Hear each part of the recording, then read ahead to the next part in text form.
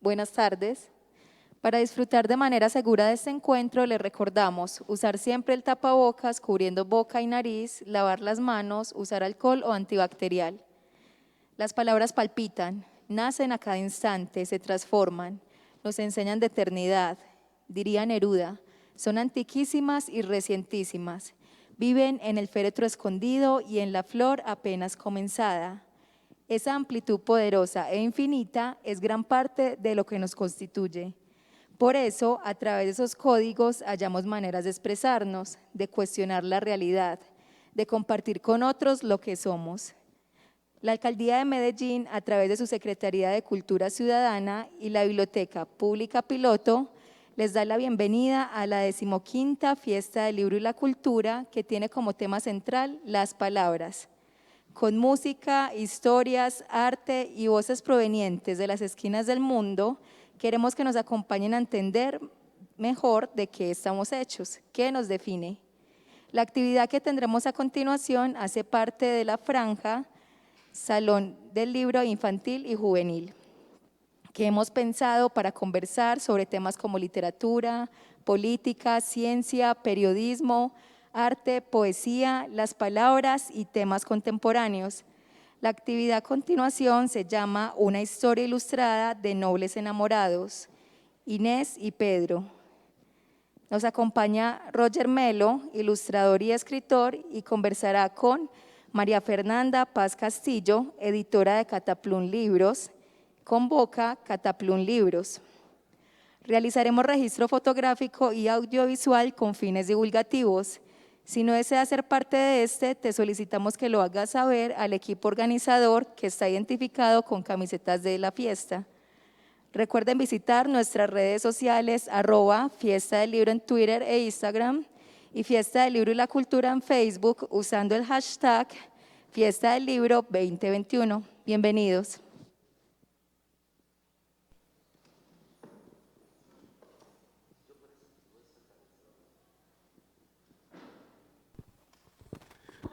Buenos dias, bom dia, boa tarde, buenas tardes.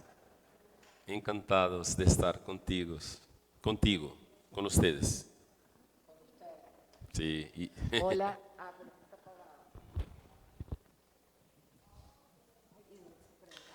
Hola, ¿ya? Hola, bueno, muchas gracias por estar acá. Sabemos que el día es muy complicado entre las marchas, la lluvia, así que les agradecemos mucho que estén aquí. También a Roger, que ha venido desde Brasil, todavía en la mitad de una pandemia, porque seguimos en pandemia, como Sí, bien verdad. estamos todos aquí con mascarilla. Pero chévere volver acá. Mi última feria fue pues antes de la pandemia, yo siempre vengo aquí y es una feria que disfruto mucho, que me gusta mucho y bueno, cuando Gregorio nos invitó a presentar el libro, pues quedamos muy contentos de poder hablar con Roger, que es un lujo tenerlo acá. Como les digo, que ha recorrido tantos kilómetros para llegar y para hablar de este libro que salió hace 2 años en español, porque el libro fue publicado en el año 2015 en Brasil por la Compañía das Letras. Luego Cataplum le ha hecho una nueva edición con una nueva portada. El texto pues estaba en portugués y ha sido traducido al español con muchísimo cuidado y aquí con la compañía de Roger. Entonces yo creo que lo primero es leer el libro. Lo primero es leer el libro sí. para que sepamos de lo que estamos hablando, porque si no, pues, ¿quién lo lee? Ler todo el libro. ¿Tú? ¿Yo? Sí. Tú lo vas pasando y yo lo leo de aquí. Sí. No, tú lo vas pasando aquí. Pasando. Con esto. Sí. Lo vas pasando ahí para que lo vayan viendo y yo lo voy leyendo acá. Aí eu queria agradecer também como a la nuestra intérprete de Libras, como te llamas? Carolina, gracias. Eu sou um aficionado de Libras. Empiezo. Inés, De Roger Melo y de Mariana Mazzarani. De Roger para Verónica, de Mariana para Cefilo. Ahí la dedicatoria. Dice: cuando ellos se conocieron, yo andaba escondida en medio de otras cosas. Curva de brisa, alga roja, pelea de pajarito. Aún yo no era una vez. Se pueden acercar si quieren porque la pantalla es bastante pequeña, para que vean. Mi papá era Pedro. Míralo llegando de cacería.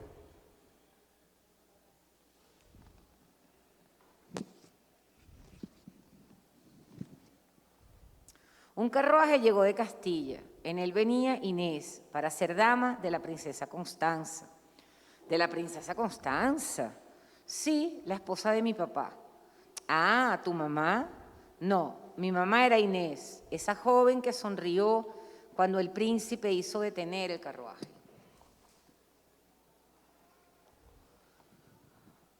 Pedro sonrió sin prisa.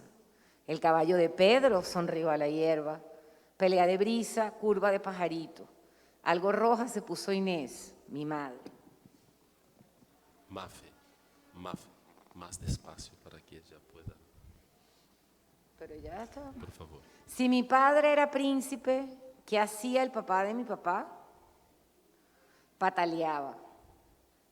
¿Vas a casar otra vez?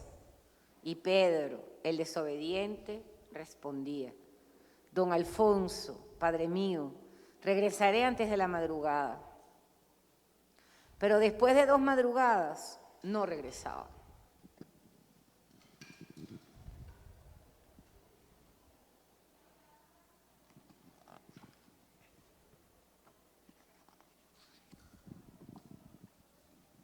En el camino, Pedro, el confundido, pensaba: no sé por qué me casé con Constanza. Don Alfonso fue quien lo quiso, por un acuerdo de paz y de guerra, de Portugal, de Castilla. Amar, Pedro amaba a Inés, la recién llegada, la dama de la princesa.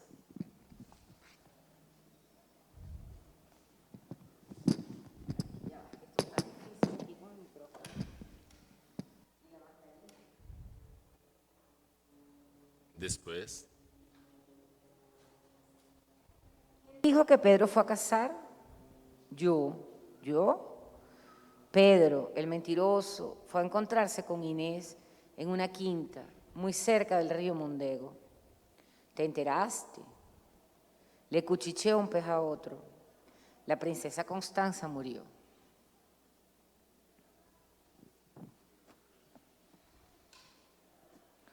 Pedro, el apresurado, salió a toda prisa. Llegó a tiempo para ver el entierro de su princesa. En el inmenso cortejo solo se hablaba de Inés. De oído en oído se escuchaba. Era con ella con quien estaba.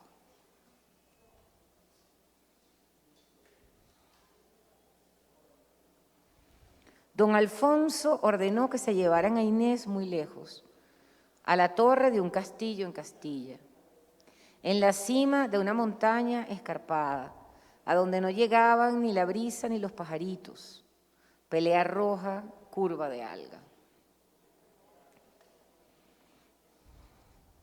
Primero Inés escribió una carta, y así fue como de carta en carta Pedro e Inés deshicieron montañas y viento. Para siempre tuyo, tuya para siempre. Hasta que Pedro, el resuelto, alcanzó la torre. Hasta que Inés decidió: ahora sí, vámonos a vivir a los márgenes del Mondego. En la Quinta de las Lágrimas, sí, en la Quinta de las Lágrimas. Pero ese no era aún el nombre de la quinta.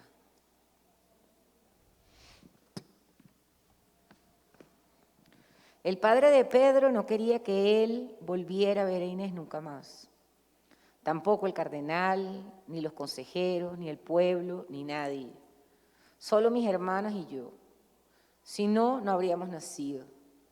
Primero Alfonsito, después yo, después Juan, después Dinis. Ahora sí, ahora yo era una vez.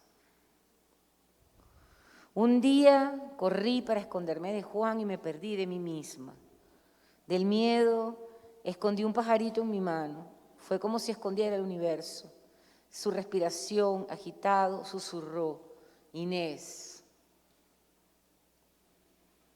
Encontré a mi madre junto a la fuente, cercada por 3 consejeros: Diogo, Pero, Álvaro. Uno de los 3 tenía una daga en la mano.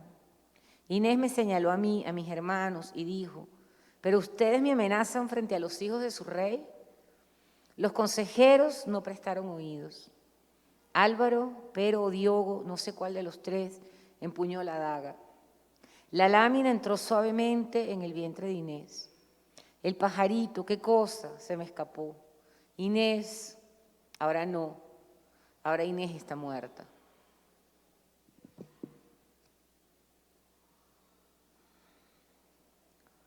Aquí pueden ver el cuerpo de Inés seguido por un cortejo hacia Coimbra.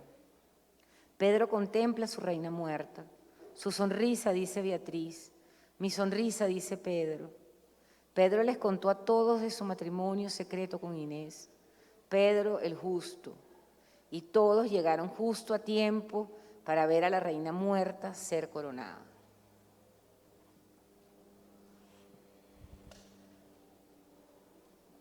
El cardenal preguntó: Su Majestad, ¿cuándo fue su matrimonio? No recuerdo el día exacto. Y el cardenal tuvo que besar la mano de la reina muerta. El duque preguntó: Su Majestad, ¿dónde fue el matrimonio? No se lo diré. Y el duque tuvo que besar la mano de la reina muerta. El conde preguntó: Su Majestad, ¿alguien vio el matrimonio? El capellán: Su Majestad, ahora no, Su Majestad, ya basta. El marqués, el vizconde y el barón tuvieron que besar la mano de la reina muerta. En la noche en que fue coronada, Inés sopló un poco de brisa debajo de cada ventana. Yo me acomodé en su regazo, pasé la mano por su cabello, enderecé su corona.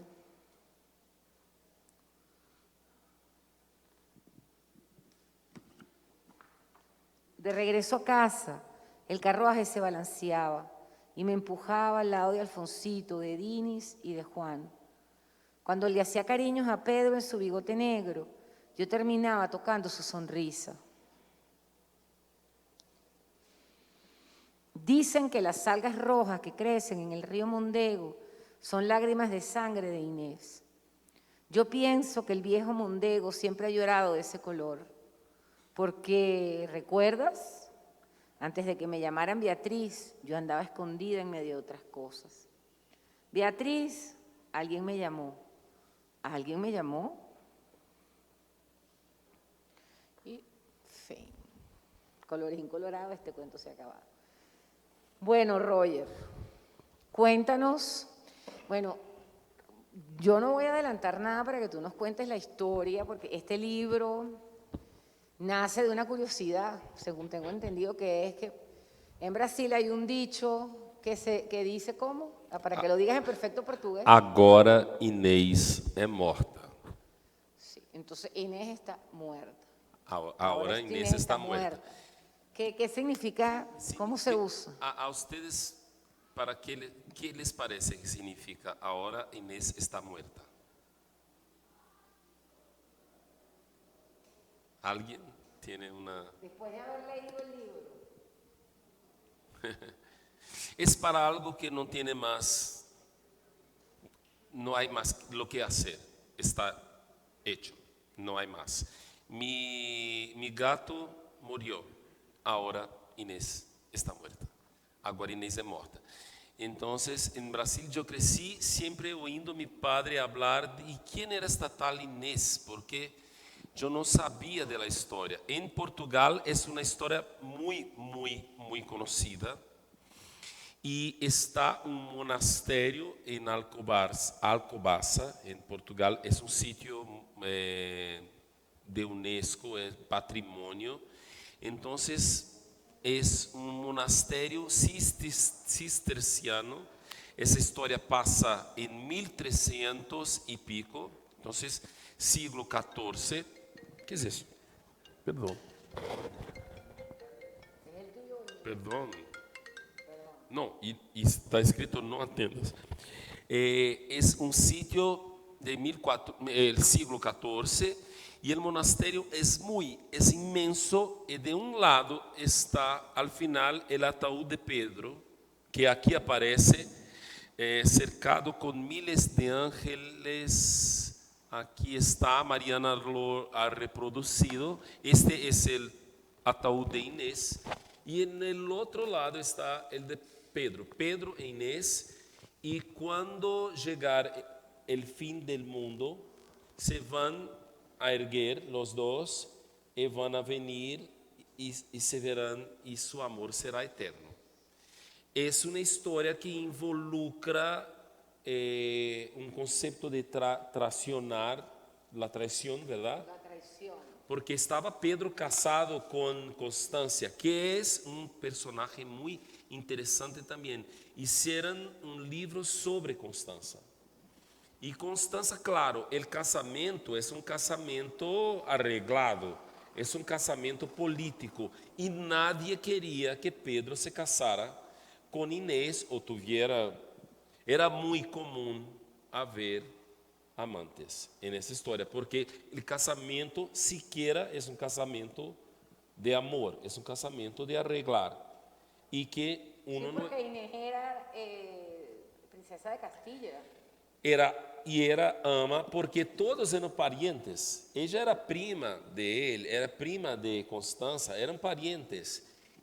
Pero havia essa ideia em Portugal que se Pedro se casara com Inés, además, podría haber que el reino de Castilla iba a, ¿cómo se dice? A empequeñecerse, anexarse. Anexar Portugal. Entonces, la población no quería, pero la historia de amor quedó más grande.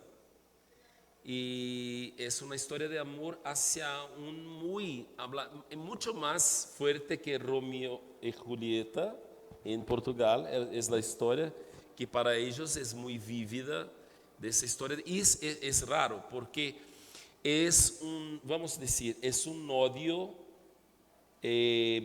ancestral. Porque ya el abuelo de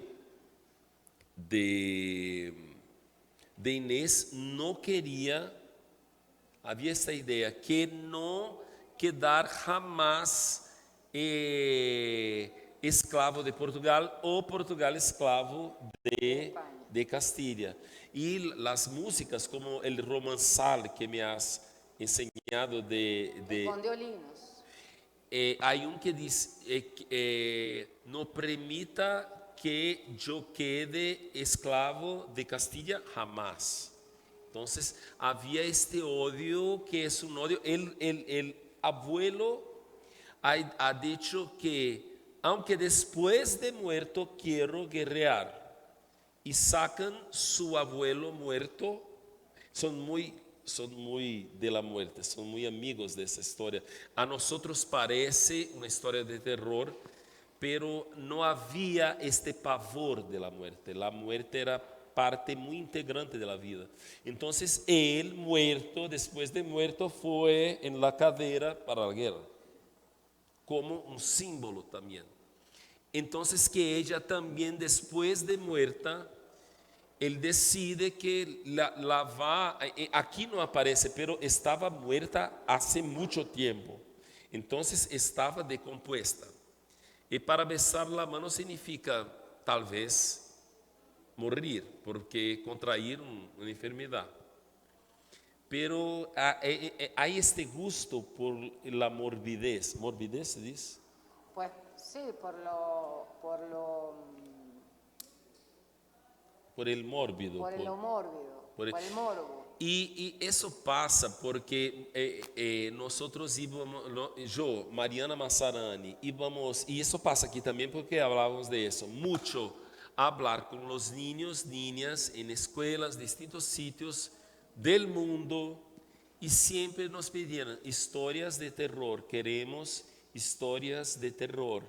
Entonces yo dije, Mariana, vamos a hacer una historia de terror de verdad, que sea de terror, pero es una historia de amor también. Y quedaron muy felices los niños por tener una historia de una reina muerta, me parece.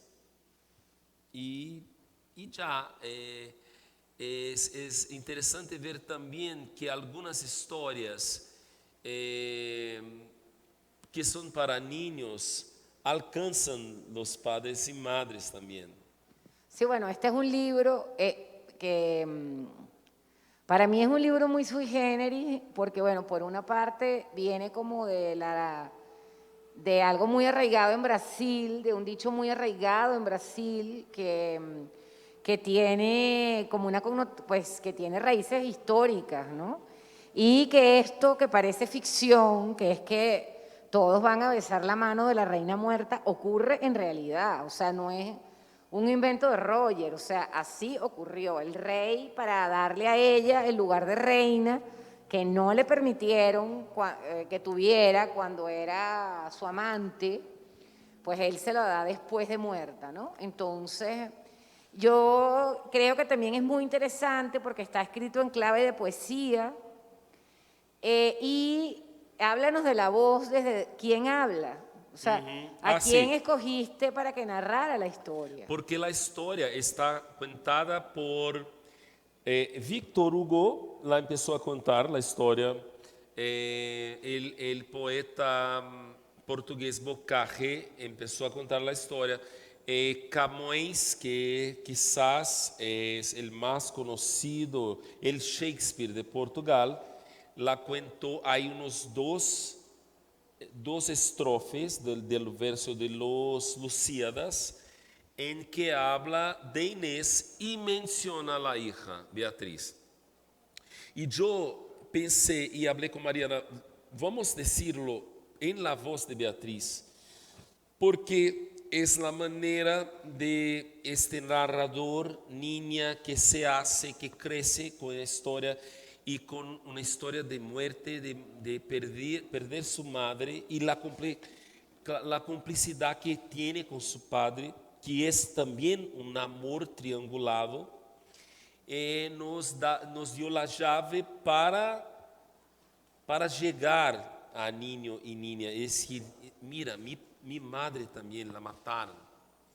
Entonces, eso que es muy bonito de Cataplum y de Mafe, de apostar en historias que son historias que tienen son llamados temas tabús, pero para nosotros es muy claro que la vida para niños no viene con un filtro, viene muy, muy intensa y viene la guerra, la separación, la muerte. Bueno, yo con respecto a eso siempre he pensado que, bueno, hoy estaba en una mesa hablando de primera infancia y claro, uno dice, claro, ¿qué temas? Hay temas tabús para los niños chiquitos. No, temas tabús no. Si pensamos que la primera infancia es como el momento de las primeras veces, pues creo que hay un consenso general sobre lo que leen los niños, lo que deberían leer los niños pequeños, ¿sí? Pero ya cuando hablamos de niños más grandes,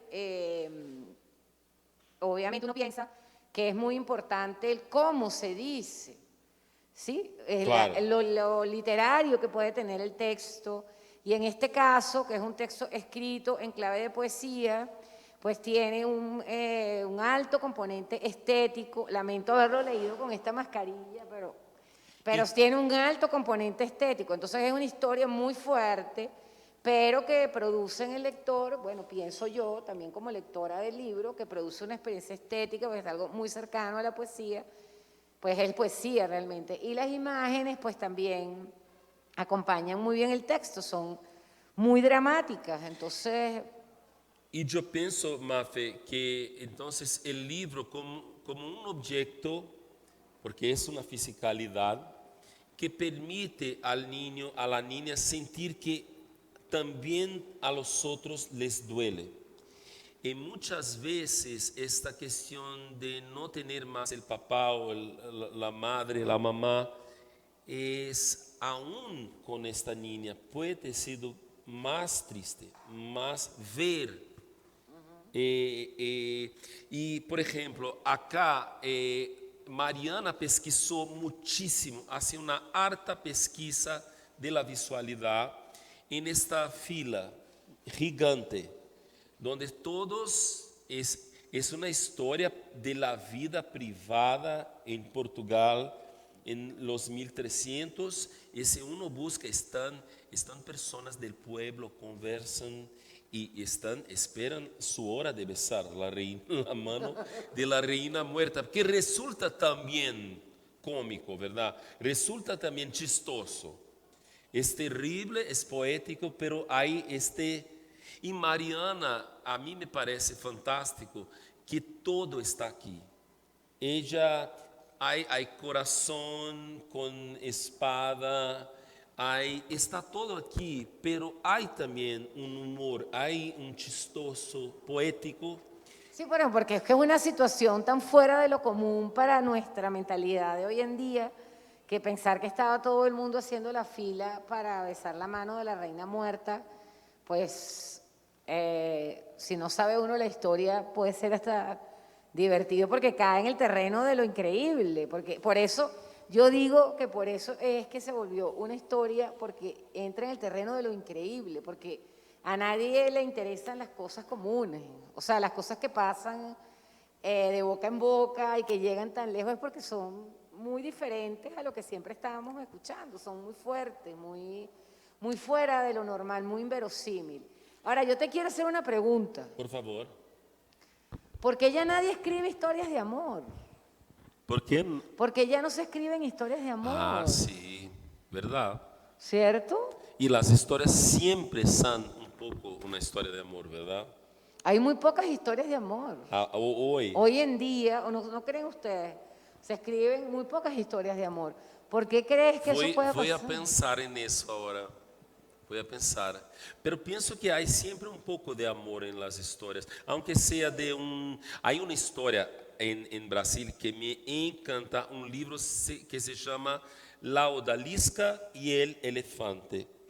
Este libro espectacular de Pauline Alphen. Yo soy el mayor propagandista de este libro. Es una novela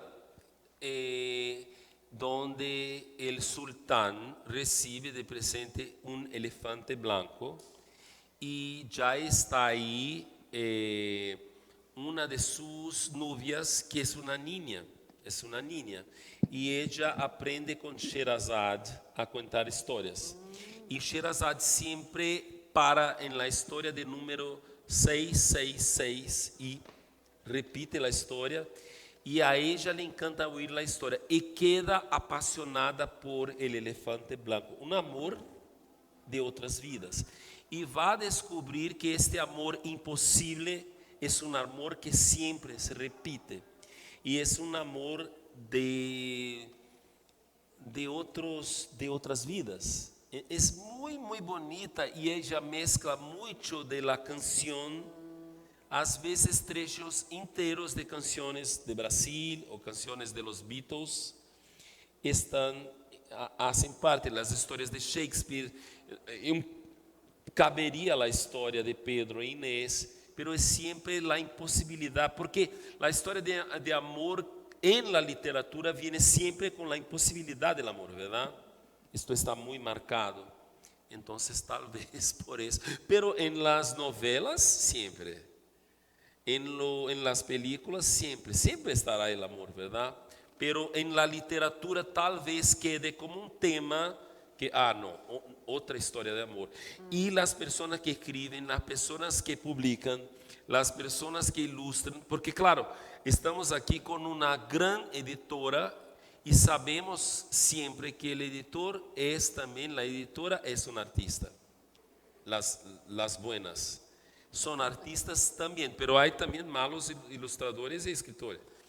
Entonces es siempre una historia incluso de amor entre personas. Mariana es mi compañera, es mi amiga, no estamos casados, estoy casado con Bonet, pero es tan mi amiga que es una historia de amor, claro.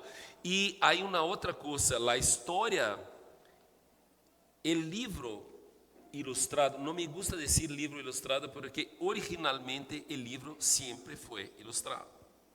El libro de los muertos en Egipto es totalmente ilustrado. Y tengo que decir, es una relación de tres. Ilustración, texto verbal y diseño. La palabra diseño es muy nueva, pero el concepto de diseño es ancestral. Entonces es un diálogo, es una danza donde tres danzan y solo con el cuarto, la cuarta que es el lector, la lectora, eso. Y hay una cosa que cómo hacer la edición de Colombia con Cataplum es preciosa. No es fácil hacer que texto e imagen se mezclen de manera a quedar en una simbiosis donde no se puede más sacar. Yo no puedo ver esa historia sin la ilustración de Mariana, sin la factura de ¿cómo se dice? La producción artística de Mafe y también de Camila. Camila Cesarino. Porque es una cosa de qué papel, eso toma mucho tiempo y tiene que tomar tiempo, eso no se puede hacer. Bueno, trabajamos muchísimo la traducción. ¿Te acuerdas que nos llamábamos, nos los leíamos? La traducción es muy trabajada, la traducción la hizo Maite Dutant.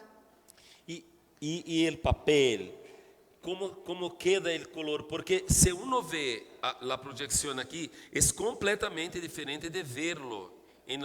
Unos azules estaban aquí más azules y aquí era más turquesa.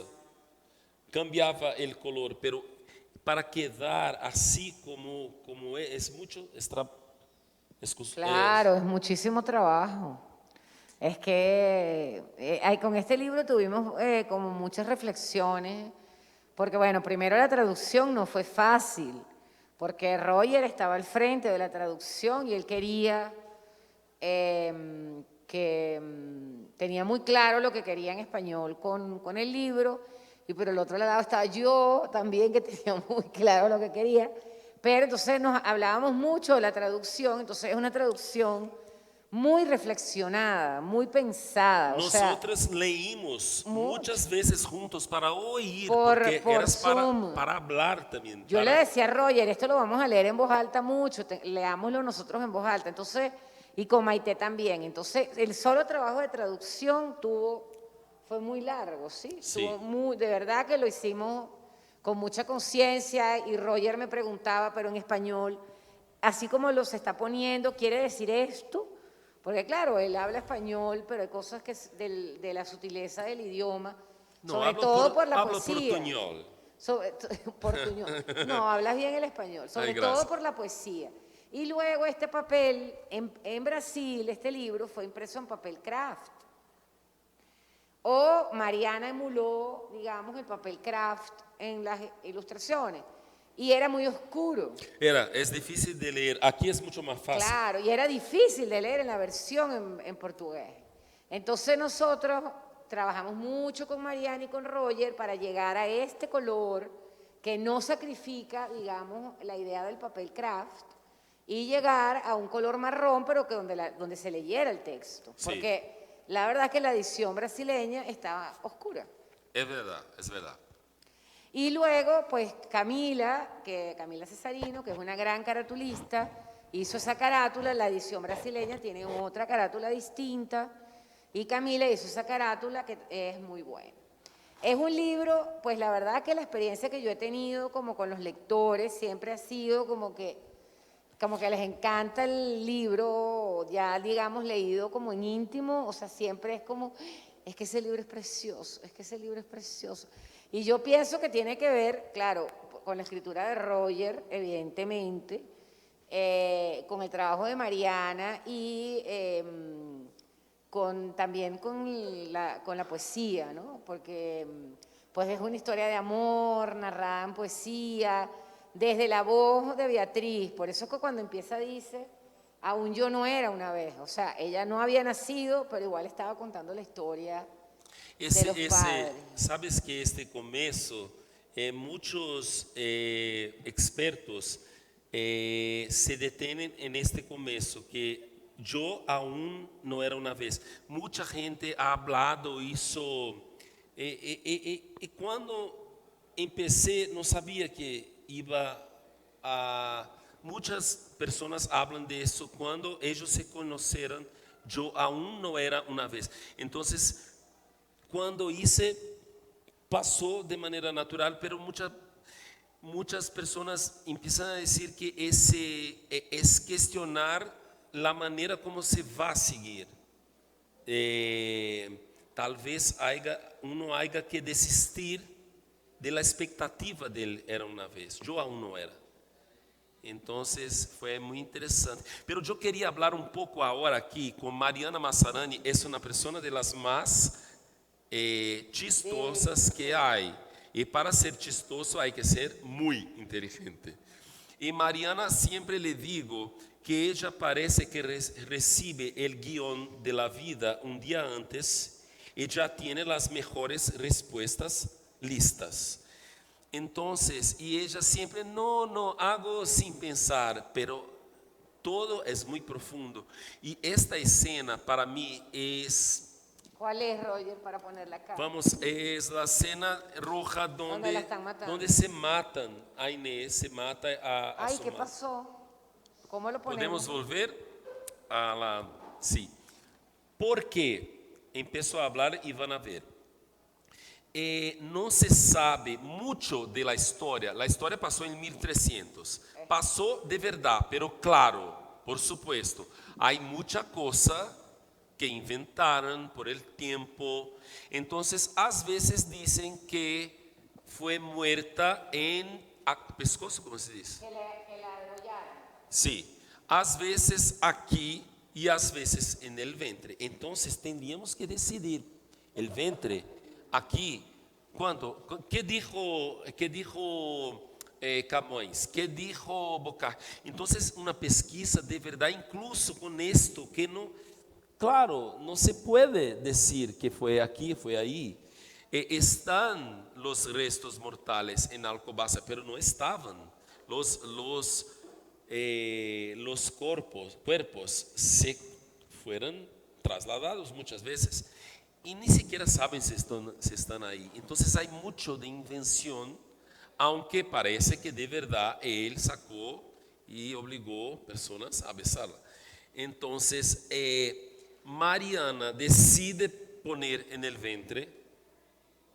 Y una otra cosa muy importante, no es solo a partir de la ilustración, ya con el texto verbal listo, que seguimos. Después de la ilustración, el texto verbal también se puede modificar. Claro, es un libro con ilustraciones, hay que haber este diálogo. Entonces, muchas veces decimos, Mariana, ya está en el dibujo, vamos a sacar esto del texto verbal. Y pasó muchas veces. Y ella hizo una cosa muy bonita, porque el río Mondego es un río importante. Y Mariana sacó, con la sangre el río empieza. Mira, y hay esta cesta, ¿cómo se dice? Cesta, donde está el hijo, que es muy, es fantástico la idea de que el hijo más pequeño está en una cesta, en un río, hablando de todos los niños en cestas de la historia, pero el río brota de su interior. Eso no está en el texto verbal, eso es textualidad visual de Mariana Massarani. Y me parece fantástico, así como las algas, que si uno va, como fuimos a Coimbra, donde hay un hotel ahí, donde está el río, donde se quedaban los dos, y hay las algas rojas que dicen que son lágrimas de Inés. Y Mariana elige una imagen microscópica del alga que no tiene nada que ver con una representación medieval y la pone, la añade, y la idea me dijo que no era para nada, pero yo veo una cosa microscópica aquí como un sistema sanguíneo, una sanguínea en que ella se mezcla. Entonces uno podría decir, esto está una cosa muy de espíritus. Y podría poner la figura en trazo como un espíritu, pero ella va más allá e incluye ese elemento microscópico, ese elemento biológico. Pero las personas pueden decir, pero eso uno va a ver o no va a ver. Hay que poner misterios, añadir misterios, porque niños y niñas van a ver cosas que están y que no están, y todo está, la lectura es una subversión del lector, de la lectora.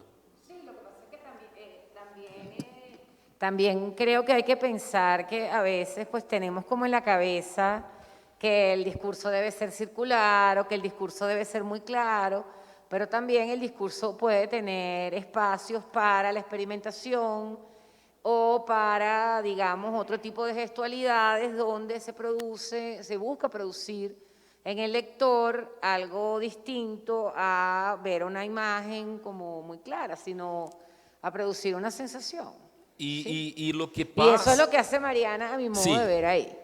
Los grandes ilustradores, ilustradoras, me parece claro que van a añadir un elemento poético, filosófico de la visualidad. Es que muchas veces tenemos mucho más cerca de nosotros por el tema de que somos una sociedad de las letras, ¿no? Decimos es un mundo de imágenes, pero no es. Siempre traducimos en la textualidad de la palabra. Y Mariana va a buscar, porque aquí se ve claro que la función de la ilustración no es solo una función fática de repetir lo que está en el texto. Cuando hace la función fática es porque sabe que está haciendo. Y es como marcar, como en la música, un tímpano y una guitarra. Pero às vezes lo que hace es salir para una otra capa de lectura, donde el poético viene, donde viene incluso cosas que dicen, tal vez el texto esté errado, tal vez el texto verbal, entonces às vezes, por ejemplo, hay un libro que es fantástico, no sé cómo se llama aquí, El Paseo de Rosita, que sí. conoces, que la hizo, ¿quién es el autor? Me olvidé. Sí, es ilustrador y escritor. Pat Hutchins, ¿no es? Pat Hutchins. Es una galina que sale a pasear, así. La galina sale a pasear, el dibujo le muestra... Pero aquí se llama Rossi. Rossi, el paseo de Rossi. No creo que tenga No es paseo, ¿verdad? Pero yo sé cuál es el libro. Y lo texto da a decir, Rossi sale a pasear, su día es muy bonito, pasa por los apicultores, pasa por el lago, pasa y vuelve tranquila a la casa. El texto es así, casi como un texto estúpido, pero es de propósito, porque la imagen va a criar un personaje que no está, que es un zorro, una raposa, ¿cómo se dice? ¿Raposa? No. El zorro rojo que come los hijos de las galinas. ¿Cómo? Zarigüeya. ¿Ah? Una zarigüeya. ¿Zarigüela? Zarigüeya. No. El zorro. Sí, el zorro no está en la historia, pero aparece el zorro y siempre intenta agarrar a Rossi, y Rossi, uno no sabe si Rossi no sabe, se sabe y sabe que no va a pasar Pero nada. ese libro creo que se llama aquí, si no estoy equivocada, El ladrón de gallinas. El ladrón de gallina. El ladrón de gallina, tal Que vez. es un, sí, creo. Y lo que pasa es que el personaje del zorro no existe en el texto verbal. Entonces queda muy claro con ese texto que hay una ironía que es fantástico porque prueba que la imagen, la ilustración puede decir lo opuesto. No solo no confirmar, no ser fático, no solo añadir cosas, pero decir lo opuesto. Entonces, claro, aquí no hay eso tan claro, pero Mariana conoce a Rosa. Sí, pero si hay referencias, como que este es Pedro, me mira de la sonrisa a mi papá, o sea, si hay referencias en el Sí. texto que te llevan a la imagen de inmediato, y claro, y es un trabajo de filigrana exhaustivo sin lugar a Que dudas. parece, para quien lee, parece sencillo, parece un libro sencillo, pero no es. Llegar a esa sencillez ahí es un trabajo es difícil desaparecer, ¿verdad? Pero es mucho trabajo para llegar a una esencialidad. Sí, bueno, eso es lo que pienso yo que eso es lo que pasa con el buen trabajo, que no se nota que tuvo trabajo, que parece muy sencillo, que hubiera salido a la primera, pero que tiene un trabajón atrás muy grande, pero está tan bien hilvanado todo que parece que no, pero qué fácil. Y Yo digo que uno después que lea a los mejores escritores, pues a los que nos gusta escribir, uno dice, ay, pero escribir es tan fácil. Cuando uno lee a buenos escritores, o me imagino que le pasa a los ilustradores, cuando ven buenos trabajos de ilustración dicen, es tan fácil, porque claro, te lo hacen ver de una manera tan fluida, sí, como que no ves las costuras, entonces pareciera muy fácil. Y sí, ustedes podrían preguntar también. Sí, eso si- les iba a decir, que pueden hacer preguntas, aquí está bueno, sin tocar el micrófono, se pueden parar, preguntar.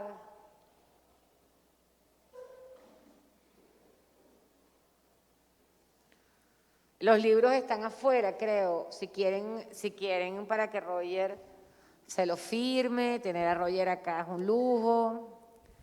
Así que muchas gracias, Roger. Yo te agradezco muchísimo. Mira, ahí vino gente, llegaron, qué bueno, a nuestra Y conversación. yo, como decía, soy un apasionado de Colombia. Es un país que yo...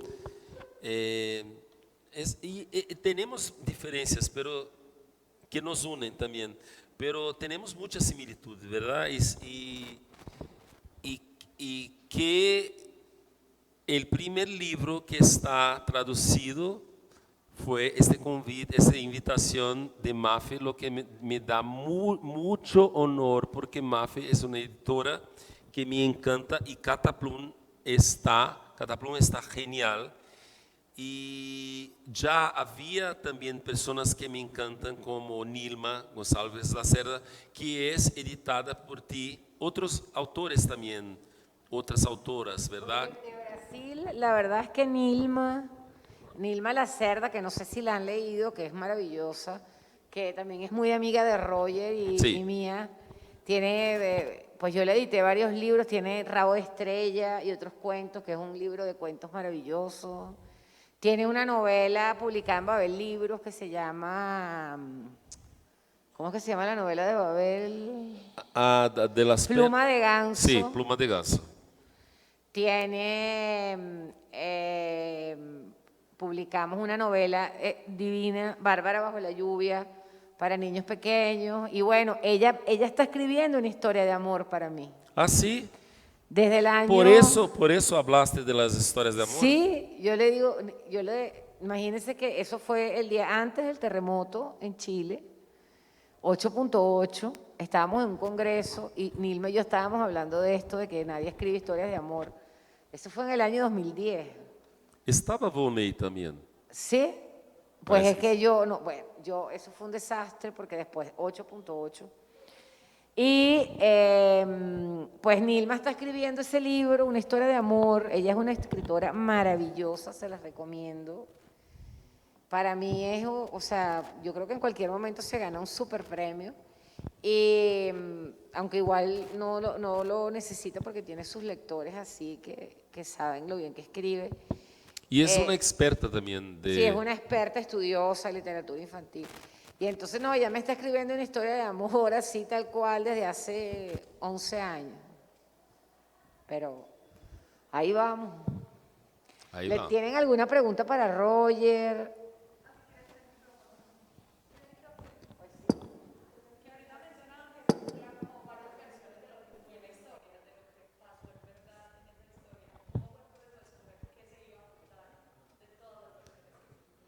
Yo no sé si escuché tanto, puede ser. Que según lo que has dicho, hay varias versiones de lo que pasó entre Inés sí. y Pedro.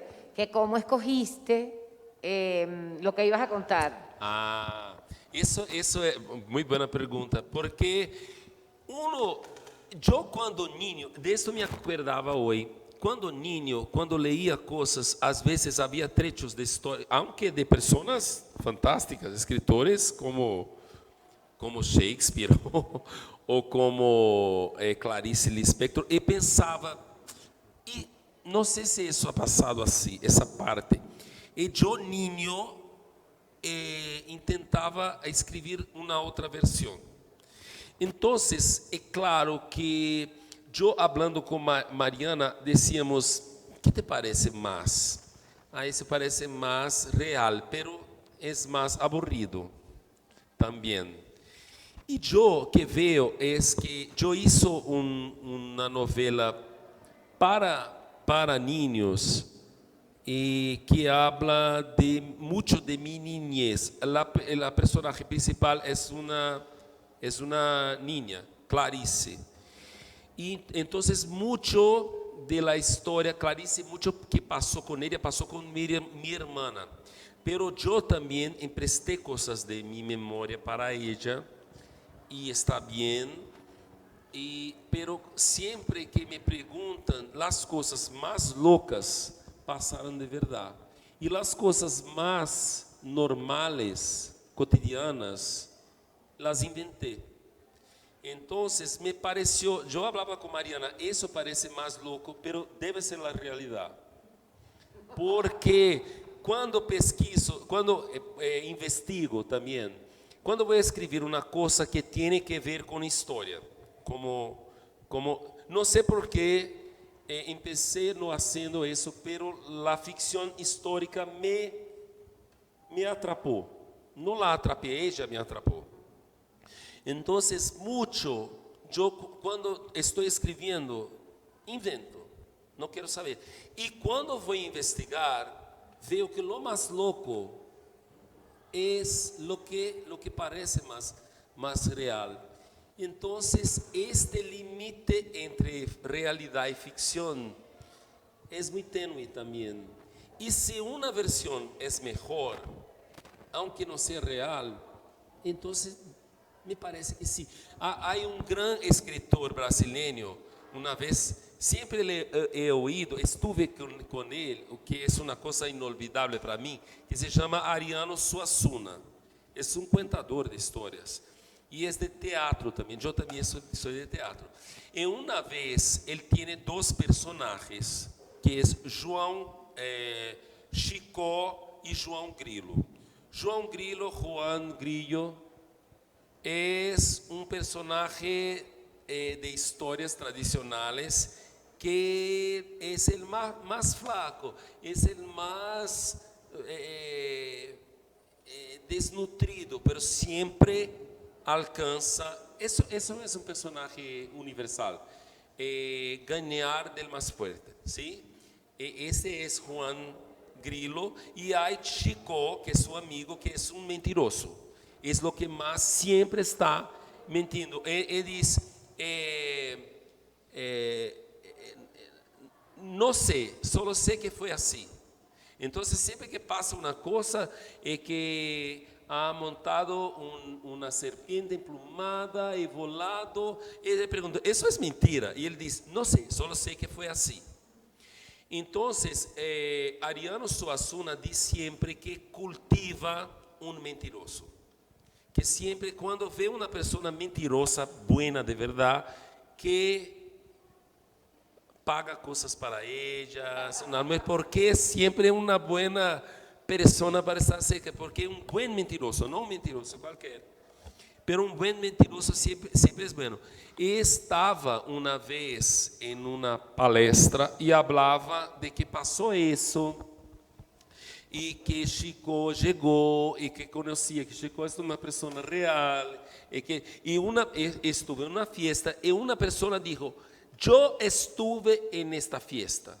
Eso es mentira. No pasó así. Y constrangimiento todo, lleno de personas, todo. Ay. Y dijo Ariano Suassuna: es verdad, ha pasado como ellos dijo. Pero, ¿qué prefieren? ¿La verdad de esta persona o mi mentira? Entonces es su mentira. Entonces siempre la mentira bien contada. Entonces parecía para nosotros: Mariana, ¿qué le parece? ¿Qué es más? Y a veces decidíamos: parece menos real, pero debe ter sido así. Entonces el criterio es siempre un criterio pero siempre muy pensado para cómo ser. Claro, para que sea creíble, se dé ese pacto ficcional, digamos, con el lector. Digamos, de que el lector, tú convenzas al lector de lo que estás contando y que lo que está contando es que los personajes se sostengan, que haya un hilo narrativo.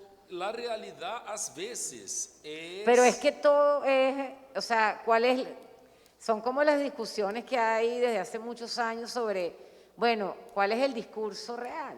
Sí, ¿quién podría ¿Quién tiene decir? la razón? O sea, ¿quién que contó la historia tiene la razón sobre la historia? ¿Cuál es el discurso verdadero, el discurso de la academia? Si uno dijera que en 2020 empezaría una pandemia y que las personas... Nadie lo hubiera creído que hubiéramos vivido lo que hemos vivido, nadie.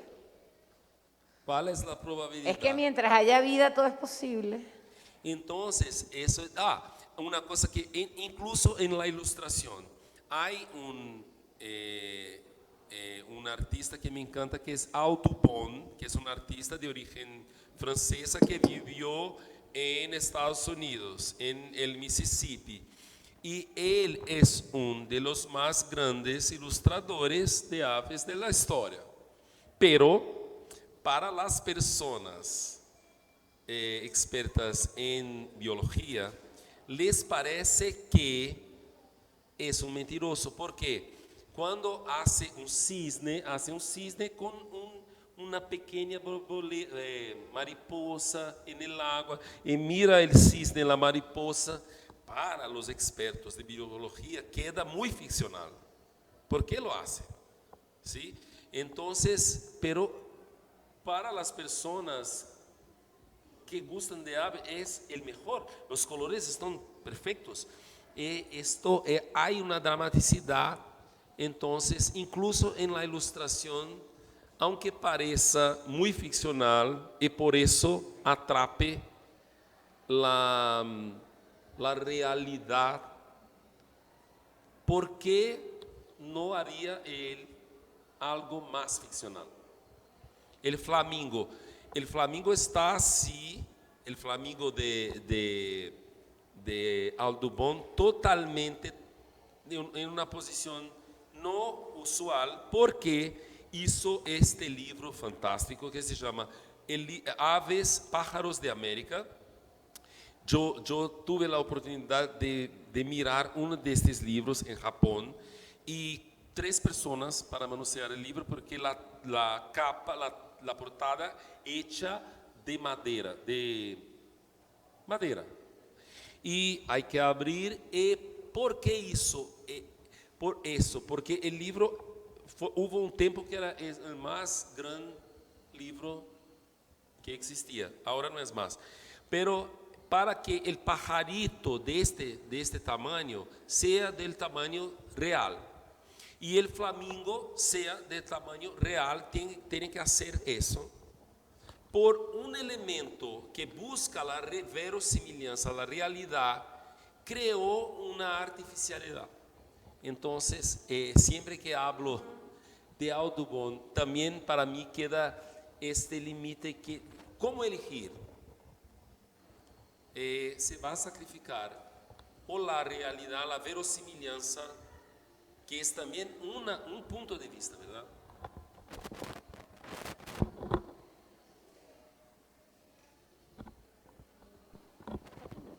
Bueno, quisiera preguntarles, bueno, chévere conocer como todo el proceso, de dónde surge la idea, pero quisiera preguntarle la acogida que ha tenido del público, porque es una historia que, pues, que irrumpe con lo que estamos acostumbrados en la literatura infantil y juvenil. Entonces, ¿cómo ha sido esa acogida de las y los lectores?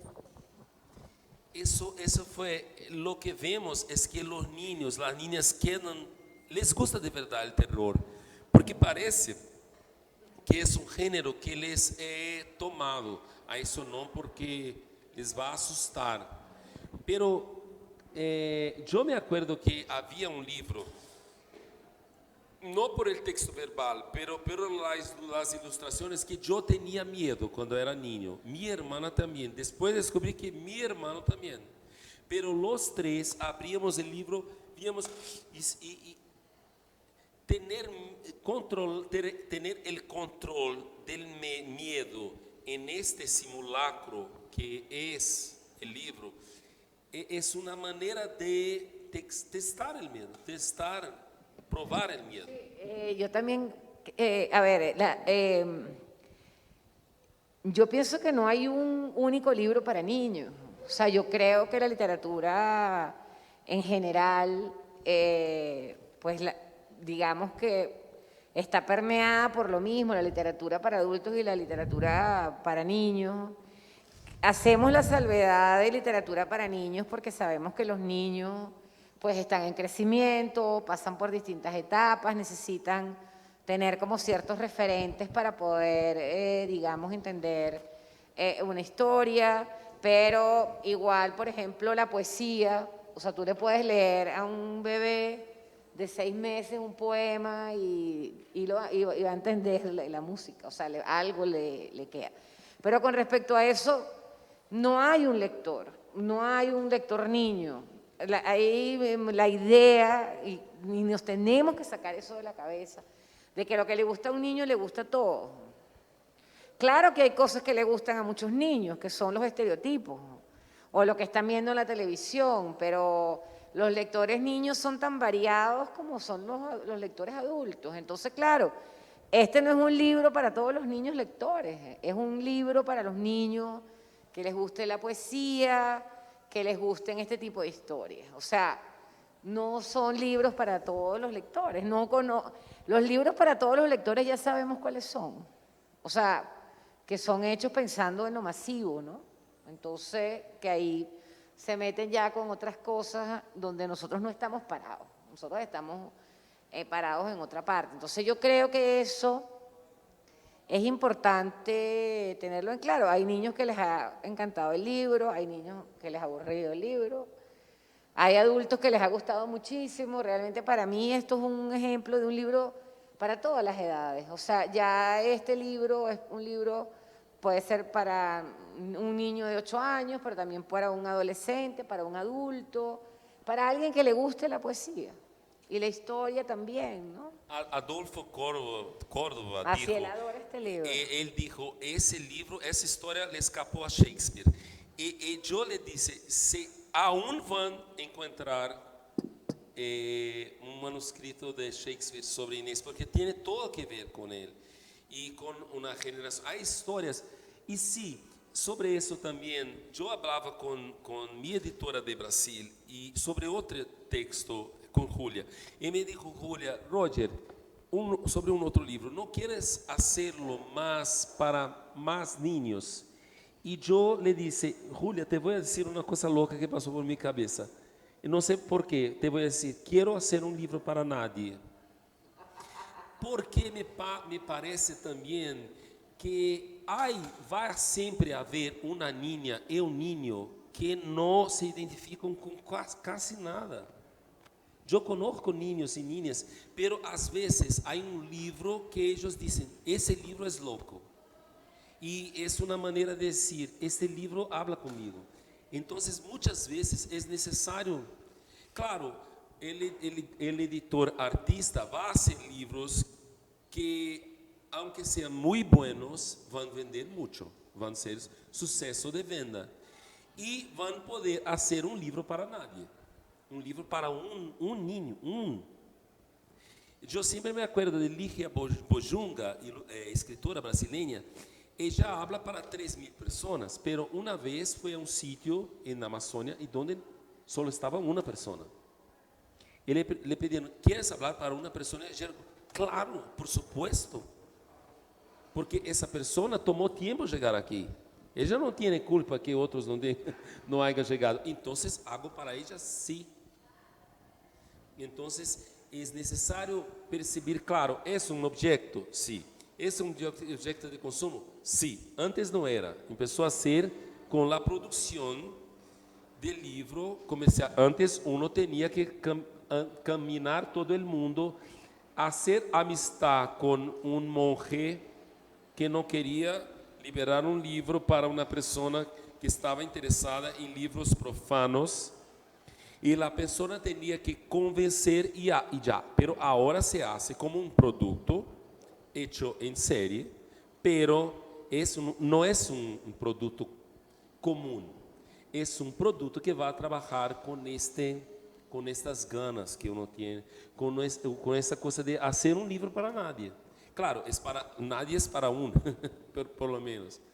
Pero yo he oído unas personas decir, pero este libro es muy experimental para niños. Pero en portugués la palabra niño es crianza, que es la que cría. Entonces, la crianza es un ser experimental. Yo de niño me acuerdo más de los libros locos. Que yo pensaba, ¿por qué este libro es tan loco? ¿Por qué la persona está haciendo? ¿Por qué este dibujo? Que no hay dedos en las manos. Pero me acuerdo de esos, justamente. Eso no quiero decir que eran mis libros preferidos, pero eran libros que me hicieron pensar, incluso en qué es, claro, no pensaba en la palabra experimental.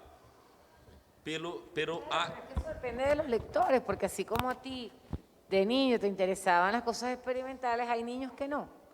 Entonces eso depende, que ya se acabó.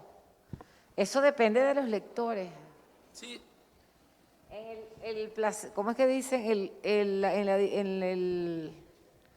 ¿Cómo es que dice el dicho? En la diversidad, ¿cómo es? En la variedad está el placer. Pero aquí lo dicen de otra manera. ¿Cómo dice? ¿Cómo dicen el dicho? En la variedad está el placer. así es, me parece. En la variedad está el placer. En la variedad Está el placer. sí. O está el gusto. Bueno, muchas gracias a todos. Gracias a todas y todos. Agradecemos su presencia en esta actividad y les invitamos a recorrer los demás espacios de la fiesta. Disfruten de estos días. Para los interesados, en breves minutos tendremos el lanzamiento del libro Estereotipadas de Ángela Falla, presenta Rochi Sánchez y convoca Calixta Editores. Si quieres tener a la fiesta del libro y la cultura contigo todo el tiempo y programarte para disfrutar al máximo, puedes descargar la aplicación para teléfonos móviles y tabletas. Están disponibles para iOS y Android. Agradecemos nuevamente a las marcas aliadas que hacen posible, junto a la Alcaldía de Medellín, la 15ª Fiesta del Libro y la Cultura. Agradecemos al Colombiano, a Confama, Confenalco, Postobón, El Tiempo, Caracol Radio, Radiónica, Chocolates Jet, EPM, Biblioteca Pública Piloto, Plan Ciudadano de Lectura, Escritura y Oralidad, así Medellín y la Cámara Colombiana del Libro. Muchas gracias. Feliz tarde.